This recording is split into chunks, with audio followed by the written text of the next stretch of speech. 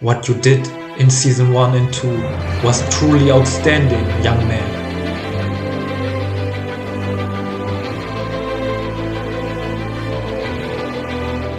Really? Does this mean I too can become one of the greatest anime? Oh, for God's sake! You piece of shit! You absolute idiot! What are you doing? Who's that? Who is that? Bloody hell!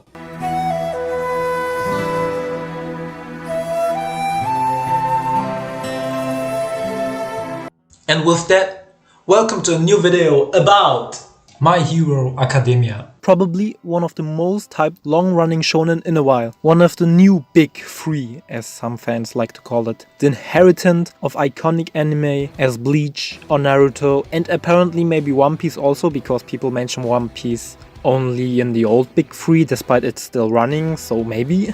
Is it really that great of a show? Is the show a bit overhyped? Well, to be fair, the hype has gotten to a point where it would need a Death Note or Attack on Titan like story to deserve the hype it got, so it's kinda unfair to measure it by the hype. If you've read the title, I am sure you won't expect a video where I talk about My Hero Academia being my favorite show, and you are 100% right on that. Still, there's obviously still stuff I like, so I will start with that. But first, let's introduce the characters. Deku is the generic shonen main character. No, not that one. A little less annoying. No, not that one as well. A little more original. No, a little less cooler. Yes, we got him. He also is supposed to be the underdog, but literally gets the most boring and overpowered quirk there is in the universe at the beginning, so I don't know if that matches. All of his personality is being dorky and being a crybaby and being a hero. Like, for real, this guy would die in order to make some stranger happy for a second. Twin Reaper? No, no! Bro, what are you doing? You were my best friend. Nigga, I don't know you though. You must live out my dreams through you. I literally just met you like 5 minutes ago. I don't know no dreams of yours. I don't know you, nigga. His commitment is super crazy and 0% relatable. All Might. He is the typical mentor dude who didn't realize he was supposed to die, so sticks around and right now is basically useless in the story and only there to morally support the main dude. Bakugo, or how My Hero Academia fandom would call him, the most complex character ever in existence of anime. You may be an open book, SpongeBob, but I'm a bit more complicated than that. The inner machinations of my mind are an enigma.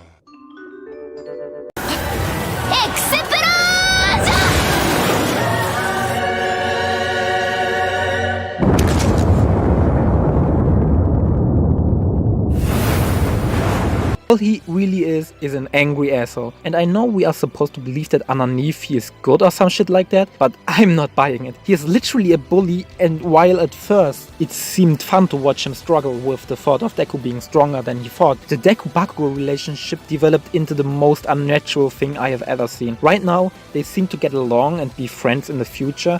I don't know if I would want to be friends with someone who bullied me for years. I don't understand why Deku isn't pissed at Bakugo all the time. Todoroki, or as I like to call him, he is cool. Next, Ida, aka the guy who literally was relevant for like 1.5 arcs. Roraka, the most boring character on here. All her character traits are being cute, loving Deku, and helping her parents, which was only mentioned like for 2 seconds and never again afterwards. Momo, aka fan service.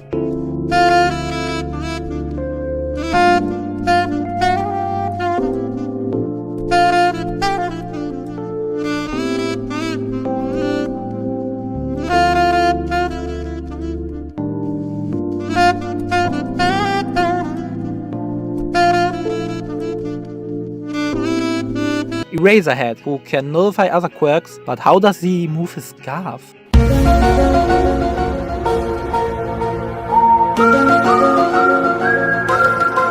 Okay, now a brief summary of the story. It's a long-running shonen. That's it. Do you need to hear more? Main character wants to be the very best and experiences adventures. Okay, now that this is out of the way, I liked season 1 and 2 fine, and the first half of the season 3. I think they were good. The first season was honestly a 9 out of 10. I liked the stuff between Deku and All Might, between Deku and Bakugo.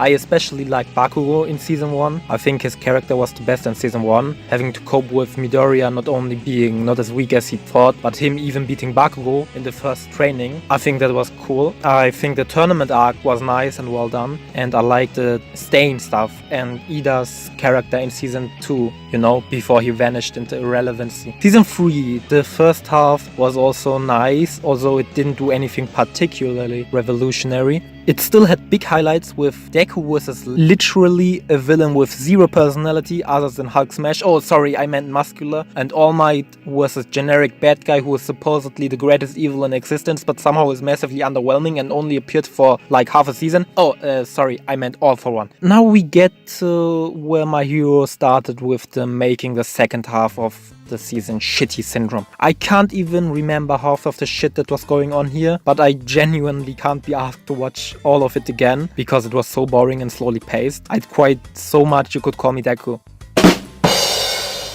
Was there even a villain in this arc? I mean, other than the Orca dude? Ocean man, take me by the hand, lead me to the land. I don't think we even had a villain in that arc. Also, I don't need every student of class 8 to overgo through some cheap character development, Horikoshi. Either you do it right or you leave it out and focus on other characters that have already been established, like Ida, for example. This isn't One Piece where we can explore background characters like Senior Pink in 10 episodes. You only have 26 episodes a season. So what goal does it serve to give Sparkle Boy 2 minutes of character development? Season 4. Unpopular opinion, I didn't like the overhaul part. I didn't like the overhaul arc. How dare you! I know most of the fandom reacted like it's the greatest piece of art ever invented, but I didn't like it. I like Kirishima and Mirio and the Octopus Guy, and I thought Eri as a character was okay, but Deku and Overhaul were just so underwhelming. Everyone has been telling me how crazily good that Deku vs. Overhaul fight was.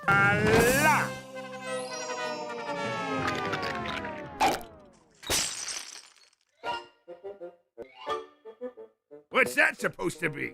This is a masterpiece! But I'd still prefer the colored manga panel fight between Overhaul and Mirio, if I'm being completely honest. Overhaul was just a bit plain and generic. I get that he is most people's favorite villain yet, also because we only got like 4 villains at this point. But name one characteristic he had other than the typical evil guy shit, like bad or has no empathy or abusive. Yeah, nothing. This was also probably the worst Deku we had this far, because while his counterparts like Kirishima or Mirio had so much to do and went through so much, and all he had to do was literally beat Overhaul, which was good animated, but still a fight with nothing else behind it. No history whatsoever other than them two having met in an alley before. Great. Also, isn't Deku supposed to still be at the beginning of his adventures, and Overhaul is a literal Yakuza boss? Isn't this supposed to be an underdog story? Because I don't see much of it other than him taking some hits first only to then beat the evil guy anyway. Also, only a quick word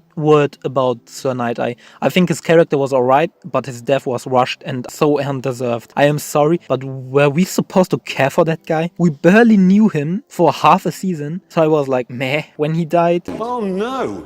Anyway, I don't think I need to tell you why the Gentle arc is bad. It's literally about some villain trying to ruin a school festival, for crying out loud. Gentle and his side chick were so forgettable and boring that I can't remember anything about him other than him being into tea. I'm gonna get my Aprilla out and do burnouts on your front lawn, and then I'm gonna chuck mud bombs at your nan's windows, you silly bastards! While this could be a chance to give other guys some spotlight, Horikoshi decided to let Deku fight against the mafia boss first, and to up that, he fought against the YouTuber afterwards. Yes, Gentle was a YouTuber. Yes, he really was. All we got besides Deku was some dancing and singing from Jiro and Mina. Incredible, truly revolutionary. Can't wait for other shonens to adapt. Oh, and the end was cool though. Okay, that's it chronologically. If you think anything crazy happened in the manga, I don't care. I talk about the anime. I don't think My Hero Academia is a bad show, and on a good day, I would probably agree that it's a good show, but it most definitely isn't a really good show. It's a solid shonen, massively overhyped in my opinions. My Hero has arrived at the mainstream. I don't particularly understand why My Hero is that popular. I mean, Horikoshi took everything from other media like shonen or superhero movies, which was great, and combined it into his work. So maybe it's because of that, but it's not that great of a show. And I think especially after season 3 it kinda became more boring. But that's just my opinion. Also, I didn't want to talk about it, but since it happened recently, I felt like I wanted to talk about it. The My Hero Academia fandom, especially the My Hero Academia fandom, is really toxic sometimes. Just one day ago or so, they've been hating on a translator, and they've been hating so much on him that he decided to delete or make all his social media private, which is really a shame. That's it, My Hero Academia 6 out of 10. Don't hate me in the comments. Comment your thoughts about it, and also subscribe. Bye.